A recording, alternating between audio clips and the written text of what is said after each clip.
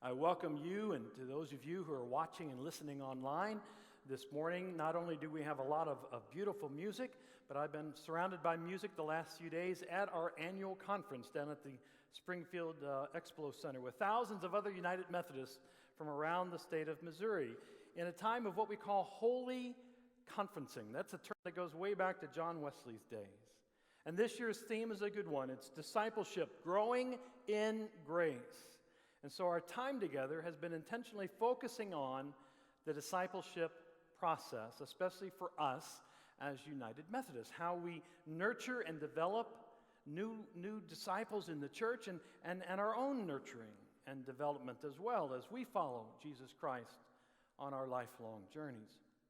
Back in the day, we Methodists actually had a name for discipleship making. Maybe you've heard of it. We rarely speak it anymore. The word is evangelism, right? Evangelism, which literally means to proclaim the good news of Jesus Christ, to tell the stories of God coming to us in the flesh, dwelling among us, offering us forgiveness of our sins, accepting us for who we are, warts and all, and loving us, no strings attached, no matter what. That's God's amazing grace, God's forgiveness, acceptance, and love.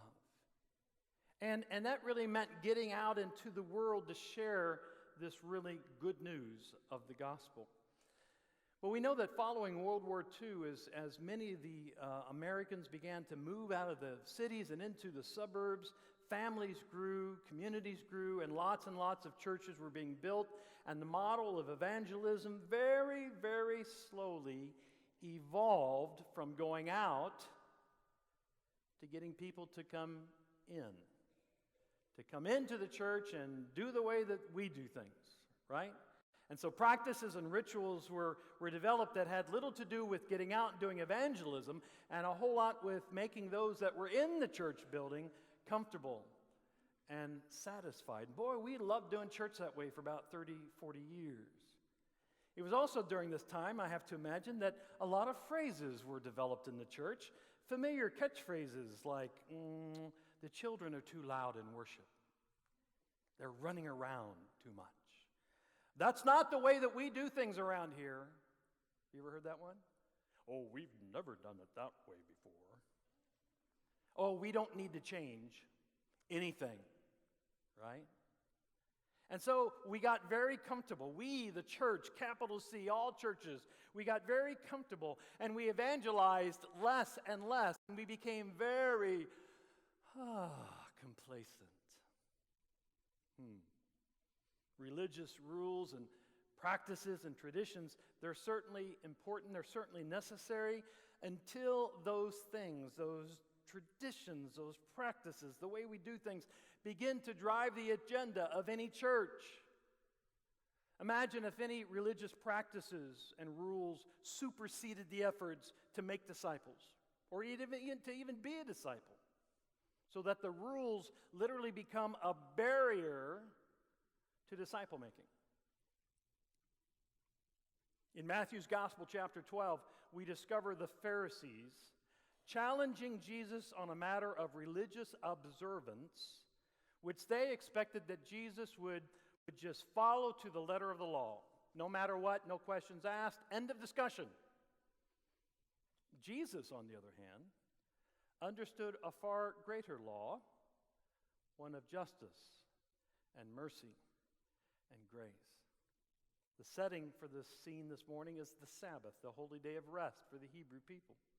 Little activity, if any, was allowed, especially if it resembled any kind of labor, because one rested on the Sabbath. That was a commandment from God. Jesus, on the other hand, as usual, was on the move, and he and the disciples went through the cornfields on the Sabbath. His disciples, they were hungry. They'd been working hard, and they began to literally pluck the heads of grain to eat. And when the Pharisees saw them do this, they said to Jesus, "Look, your disciples are doing what is not lawful to do on the Sabbath." And Jesus said to the Pharisees, "Have you not read what David," this would be, young David, who would become King David eventually, generations before. Have you not read what David did when he and his companions were hungry? He entered the house of God and ate the bread of the presence, which was certainly not lawful for him or his companions to eat, but it was only for the priests. Okay, so that would be almost the same as somebody walking in here today, grabbing a communion loaf and start eating communion loaf because they're hungry. And how would we react if somebody did that? Jesus continues, or have you not read in the law that on the Sabbath the priests in the temple break the Sabbath and yet are guiltless? That's where somebody should go, ooh, right? Jesus says, I tell you something greater than the temple is here. But if you had known what this means, I desire mercy and not sacrifice, you would not have condemned the guiltless. For the Son of Man is Lord of the Sabbath. And what Jesus was attempting to make clear here to the Pharisees, these keepers of the law, that was what the Pharisees did. They kept the law, was that something surpassed the importance of the temple and its rituals. Something greater existed than sacrifice, and that was mercy. Mercy. And as if to prove the point, he goes further. It says that Jesus left that place. He entered their house of worship, the synagogue, and a man was there with a withered hand. And they asked him, Jesus, is it lawful to cure on the Sabbath? And they asked that so they might accuse him. However, he answered, and Jesus said to them, well, suppose that one of you has only one sheep, and it falls into a pit on the Sabbath. Will you not lay hold of it and lift it out? How much more valuable is a human being than a sheep? So, it is lawful to do good on the Sabbath. And then he said to the man, stretch out your hand. And he stretched it out, and Jesus restored it as sound as the other. But the Pharisees went out, conspired against Jesus, how to destroy him. And when Jesus became aware of this, he departed, and many of the crowd followed him, and I understand why, and he cured them all. He cured them all. May we be blessed in the reading and the hearing of this wonderful, wonderful word. You see, Jesus was an evangelist. He was an excellent evangelist. Not only sharing the good news, but demonstrating it as well. Because I want you to think about this. His evangelism was very relational, right? Very relational. Reaching out to others. Building relationships and connecting them. Connecting with people. By the way, does that sound familiar? Reaching out, building relationships, connecting. Yeah, that's our vision, isn't it? That's our brand new vision. Our vision is to be a church reaching out to others, building transformative relationships, and connecting them with Christ. So our vision is to do what Jesus did. Our vision is to be like Jesus. Is that awesome or what? Amen? Yeah. Because you see, for Jesus, evangelism was relational. And it was all about trust. You see, Jesus understood that God was more and is more concerned with the needs of others than about how strictly one interprets and enforces religious law and rules and traditions and practices.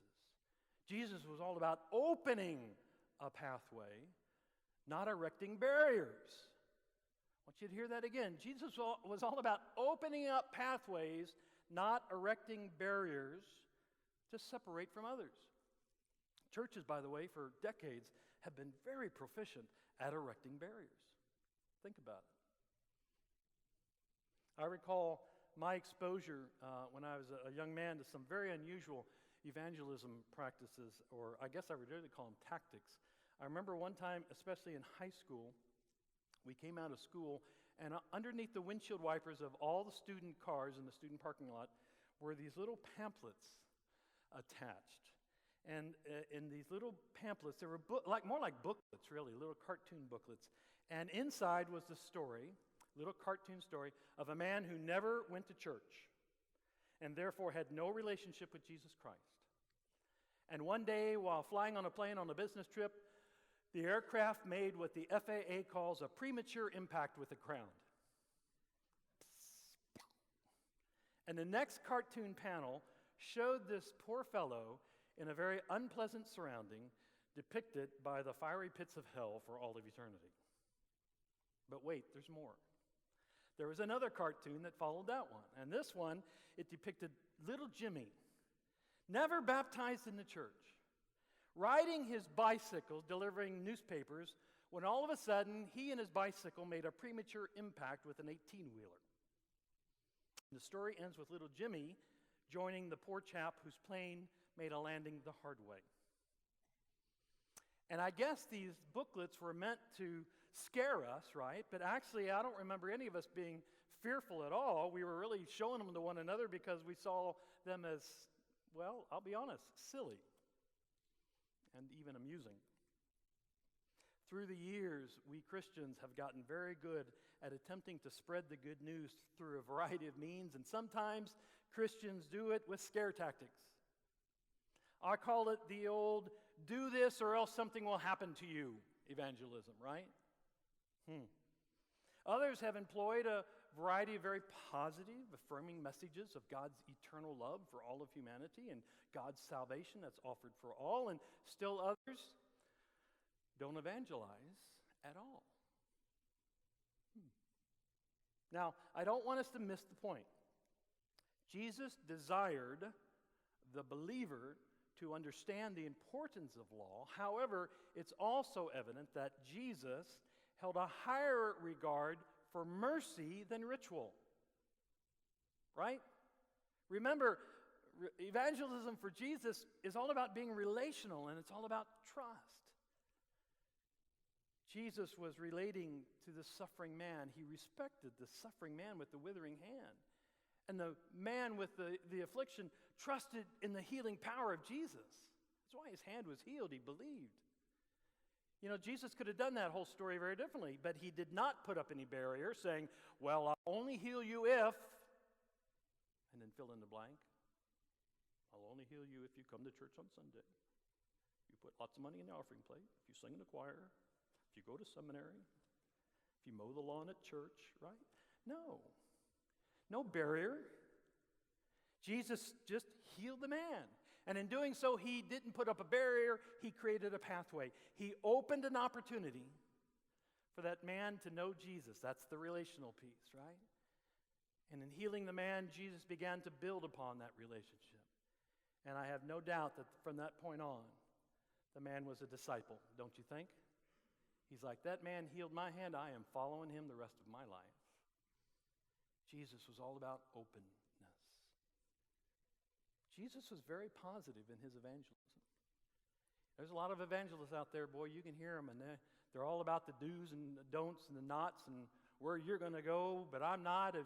And they go on, and I just don't get that. We like positive messages, don't we? That's the one thing about us Methodists. We tend to be a little bit positive. We'd rather be positive than negative. Who likes negative messages? Who likes grouchy messages?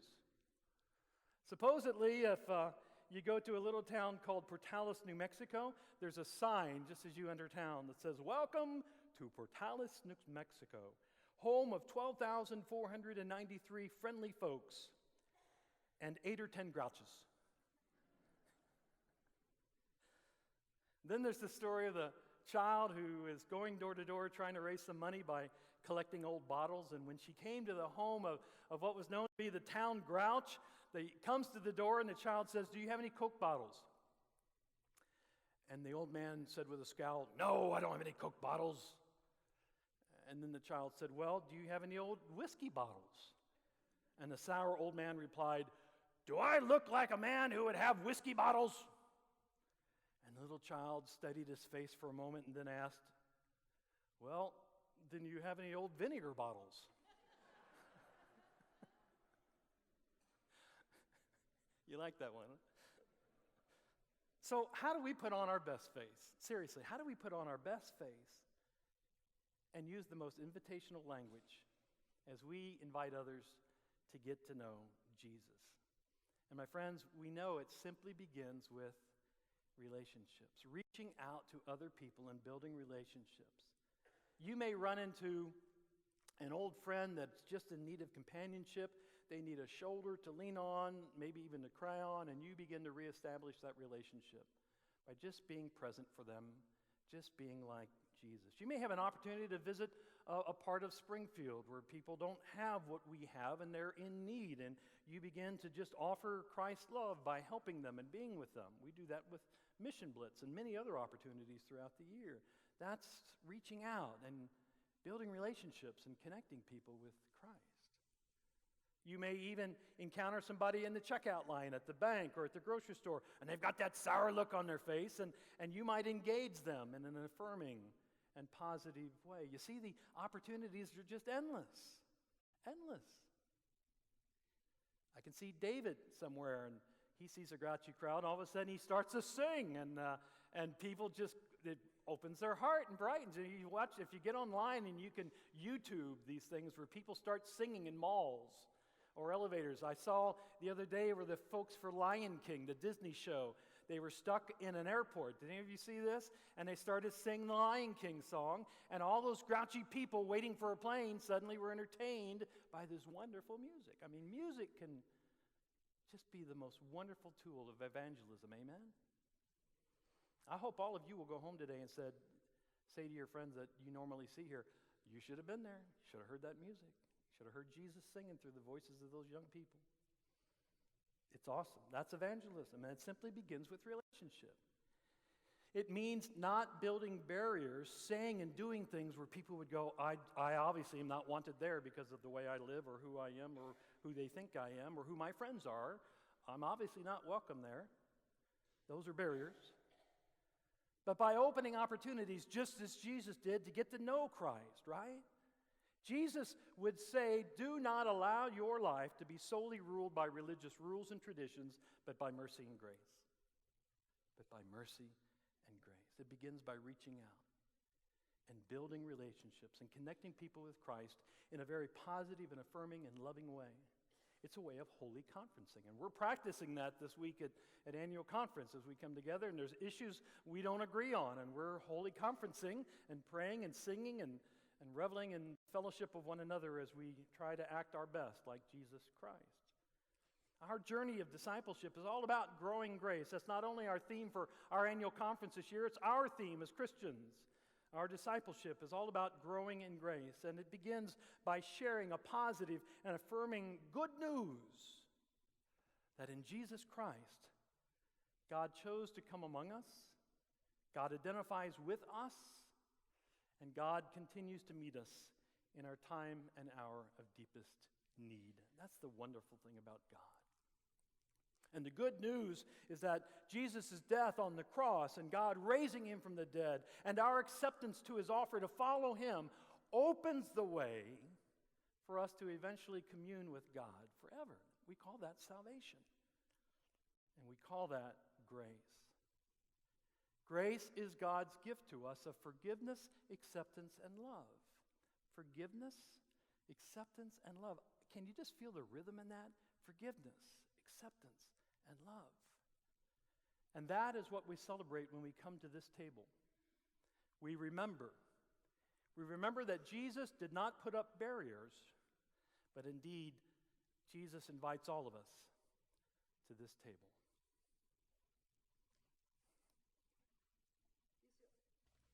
This Holy Communion reminds us Jesus has a relationship with us continually and then also invite us have a relationship with others.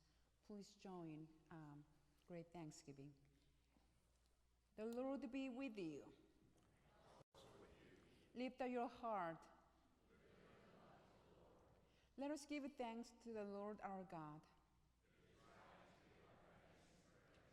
It is right and a good and joyful thing, always and everywhere, to give thanks to you, Father Almighty, Creator